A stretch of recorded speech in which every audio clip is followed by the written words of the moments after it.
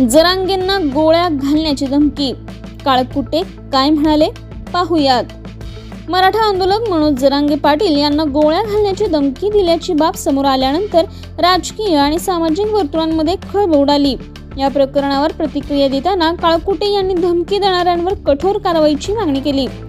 कायदा सुव्यवस्था अबाधित राहण्यासाठी प्रशासनाने तातडीने पावले उचलावीत असंही त्यांनी सांगितलं।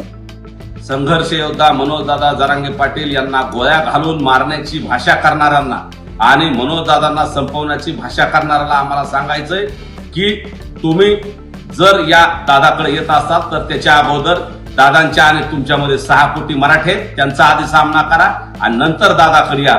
तुम्हाला दादापर्यंत पोहोचणं शक्य होणार नाही।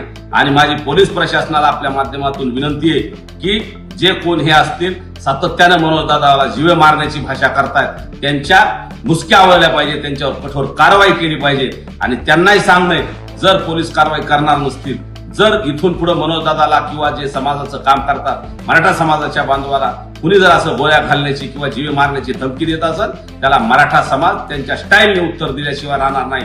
हे सुद्धा असं वाचाळवीरांनी आणि धमक्या देणाऱ्यांनी ध्यानात ठेवावं। आम्ही सुद्धा बांगड्या भरलेल्या नाहीत, वेळ आली तर आम्ही इतिहासात दाखवून दिले शस्त्र सुद्धा उचललेले। त्याच्यामुळे आम्हाला आमच्या मूळ